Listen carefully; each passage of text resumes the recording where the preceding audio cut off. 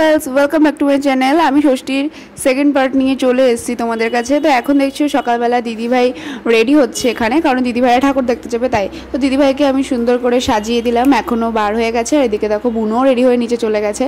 এখন ওরা দুই বুনু মিলে বার হচ্ছে ঠাকুর দেখতে যাওয়ার জন্য। এখানে বাবা ওদেরকে দিতে যাচ্ছে স্টেশনে, আমি যাইনি যেহেতু আমার শরীরটা খারাপ ছিল তাই। তো ওরাই যাচ্ছে। তো তোমরাও কিন্তু ভিডিওটা শেষ পর্যন্ত দেখতে থাকো আর সঙ্গে থাকো। এখনও টাটা করে চলে গেল। আমি জানি যেহেতু আমার শরীরটা খারাপ ছিল, যাই হোক। তারপরে দুপুরবেলা এখানে মা রেডি হয়ে গেছে আর আমাকেও বললো যে শাড়ি পর যেতে হবে আমাদের মণ্ডপে। তাই জন্য আমি এখন শাড়ি পরে নিয়ে যাচ্ছি মণ্ডপের দিকে। আর এদিকে দেখো আমাদের এখানে ঝুমুর নাচ হয়েছিল, তাই আমরা সবাই খুব সুন্দরভাবে মজা করছিলাম। এই দেখো আমার সাথে আমার আরও দুই বান্ধবী ছিল, সবাই আমরা নাচছিলাম। তারপরে এই দেখো আমরা মণ্ডপে চলে এসেছি, দিয়ে ঠাকুর দেখে আবার বাড়িতে চলে এলাম। তারপর মেকআপটা রিমুভ করতে হবে, সেই জন্য আমি এখন টিস্যু নিয়ে বসে পড়েছি।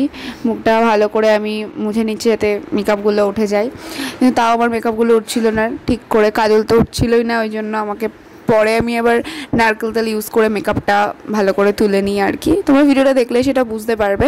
তো ভিডিওটা শেষ পর্যন্ত দেখতে থাকো আর সঙ্গে থাকলো। আর কার ষষ্ঠী কেমন কাটলো সবাই অবশ্যই কিন্তু কমেন্টে জানিও। আমার মেকআপ পুরোই রিমুভ করা হয়ে গেছে, তারপরে লাস্টে একটু ফেস ওয়াশ করে নিলাম। এই দেখো আমার মুখটা, তাও আমার মেকআপ ওঠেনে ঠিক করে দিয়ে। তারপরে আমাকে সন্ধে দিতে যেতে হবে, ওই জন্য আমি এখন শাড়িটা ছেড়ে একটা জামা পরে নিয়ে খোপা করে এখন চলে গেলাম ঠাকুর ঘরের দিকে। আমাদের ঠাকুর ঘর তো ছাদে, তোমরা সবাই জানো, তাই আমি এখন ওপরের দিকেই যাচ্ছি। এখন দেখো আকাশটাও যেন আলো আলো হয়ে রয়েছে সবসময় লাইটিংয়ে। তারপরে আমি ঠাকুর ঘরে উঠলাম, এই দেখো। তারপর আমি ঠাকুরকে ভোগ দিয়ে দিলাম সন্ধেবেলায়। সমস্যাটা ভিডিও করা সম্ভব হয়নি যেহেতু আমি একাই ছিলাম, ভিডিও করা সম্ভব হচ্ছিল না। তারপরে শঙ্খ বাজিয়ে সন্ধ্যা দেওয়া কমপ্লিট করে নিচে আসলাম। এখানে দুজন চলে এসেছে নাটকের রিহার্সাল করতে।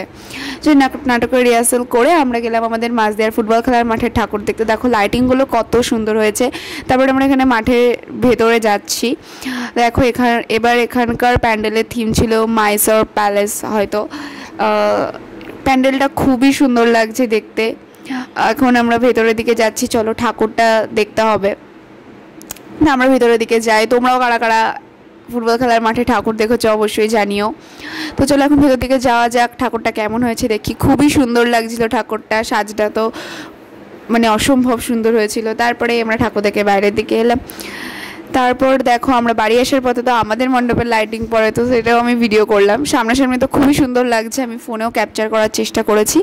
তো চলো আজকে ভিডিওটা এটুকুনি ছিল। ভালো লেগে থাকলে লাইক কমেন্ট শেয়ার করে দিও। চ্যানেল নতুন হয়ে থাকলে চ্যানেলটিকে সাবস্ক্রাইব করে দিও।